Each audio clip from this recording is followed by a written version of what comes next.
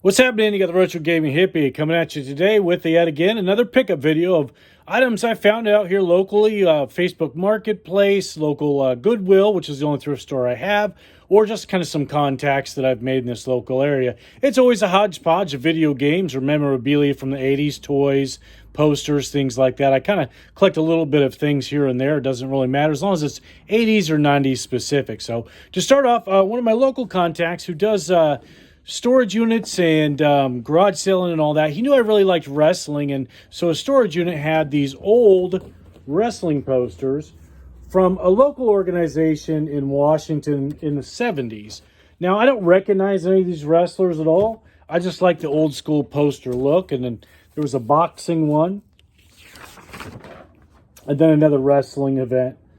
And this was from the Upper Pacific Northwest, but it wasn't Portland Wrestling. It was called something else that was probably just a little startup back then. But then he also came across this large monstrosity that is known as the Miracle Piano for your Nintendo. Now, I've never owned one of these. I've seen them only on TV or in video, so I've never seen one in person. This only has the cords, or only has the machine, no cords. I have no idea if it works. It probably does, and as far as I know, it was only used for one game. But it's kind of a cool thing just to have. It's more like a piece to look at. But $30 for that he charged me. I thought that was a pretty good price. I'm surprised about how big it is and kind of heavy. I didn't realize it was that big and heavy of a keyboard, but nonetheless, kind of an interesting item to have. And then my local thrift store, is a very hit and miss, but they did have some cool items that I was surprised to find. And one was this officially licensed Nintendo Game Boy Advanced SP gray hat, in good shape, I think, for $5. And then an Xbox 360 controller, which everything looks pretty good. Battery compartment's good, sticks are good. And I do have an Xbox 360 in my storage unit. It's the most modern system I have. And then tucked away in the old DVDs is this really cool DVD/video game of Dragon's Lair 1 and 2 and Space Ace that was compatible for your PlayStation 2 and Xbox. It works pretty good. It's a point-and-click game. I haven't played as much as I have the Dragon's Lair game and Space Ace on 3DO, which I think is still a little bit better than this. But it definitely fits the purpose there for $5. This is what they charged me for that, and pretty good deal in my opinion.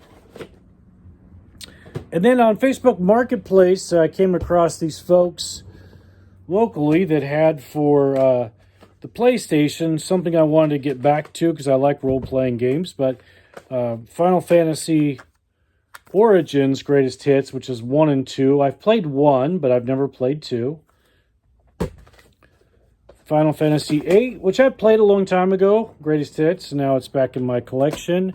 Final Fantasy 7. Final Fantasy 9.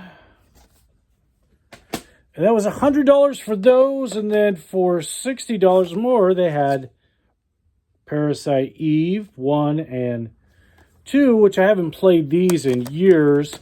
If I remember right, it kind of has a horror game / RPG aspect to it, but they're definitely good games, kind of like Resident Evil style.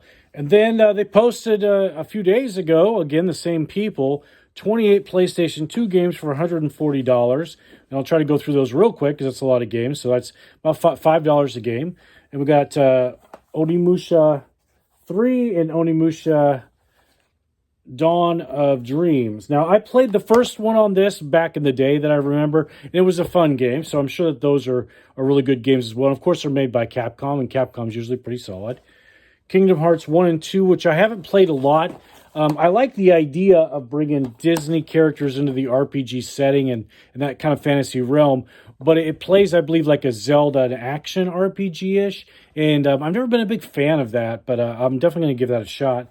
Kessen 2 and 3, And all these games are complete in box, and the outer boxes have definitely done their job, but the discs and the manuals are pretty good for the most part. Now, Keston, I remember playing the first one. I want to say that was a pretty early launch for the PlayStation 2. All I really remember is you kind of controlled a guy. You went on a battlefield with your army. You kind of did some one-on-one combat on top of telling what your armies to do. But I don't really remember playing that much of it, and that's about all I remember. Couple of Dynasty Warrior games, Extreme Legend and Dynasty Warriors 2. I've never played these at all either, so that'll be something new to try out. Some Star Wars games. These are two really fun for me. Pick up and just destroy things. Star Wars games, Star Wars Battlefront and Battlefront 2. Battlefront 2 is even better if I remember, because you have space combat. And so they're always fun just to throw in and play. And Jedi Starfighter, which I don't think I've ever played this, and it's probably pretty bad. We're going to go back to some Final Fantasy, Dirge of Cerberus. I've never played that one before. 11 Online, which I'm pretty sure that no more online capability for that. I briefly played this X2, and I thought it was horrible. I really enjoyed this. I enjoyed the Blitzball. I enjoyed the Sphere Grid. I wish I could have skipped some of the scenes a lot better, but the scenes were very well done. I just don't have patience for cutscenes. Armored Core 2. I've never played any of these games in this series, so I'm going to kind of be curious to see what that's like. Nor have I played this RPG game, Star Ocean, whether it was on PlayStation or this one on PlayStation 2. Romance 10, Three Kingdoms. I don't know much about those. I have played some Tekkens, but the first Tekken's really all I ever played. But, fighting game's a good fighting game. I don't know much about Drakengard 2, but it is Square Enix, which is like Squaresoft offshoot, so it should be a pretty good game. I'll bring you back to my time in the service. Yeah, we'll go see how they thought about Desert Storm. Tribes Aerial Assault. I don't know much about that game, but I guess we're going to find out. Hot Shots Golf 3. I do have fond memories of Hot Shots Golf, and again, this is one of those games I think is fun for the whole family to put in and play, and safe for the whole family. Spy Hunter on the PS2. I haven't played this before, but I have Spy Hunter on the ColecoVision, so we'll see how that matches up. DT Racer, I'm not much of a racing game guy. Nobunagu's Ambition Rise to Power. Maybe we'll like this if it's kind of like Civilization, where you build cities and armies and go kill each other, because those are the kind of games I really enjoy that you don't find on consoles. And last but not least from that, Atari Anthology. I believe I have this already, but I always dig the Anthology CDs. And then last but not least, on Facebook Marketplace, I saw this pop up, and I'm a big fan of course, of the Commodore 64. This is a Commodore 64 Mini with a bunch of preloaded games. Now, I am a big fan of the C64 role-playing games, which of course are not on this, but there's a lot of good little titles on this, Boulder Dash probably being one of them, Impossible Mission 1 and 2. And I dig this, the little mini console, still got the box.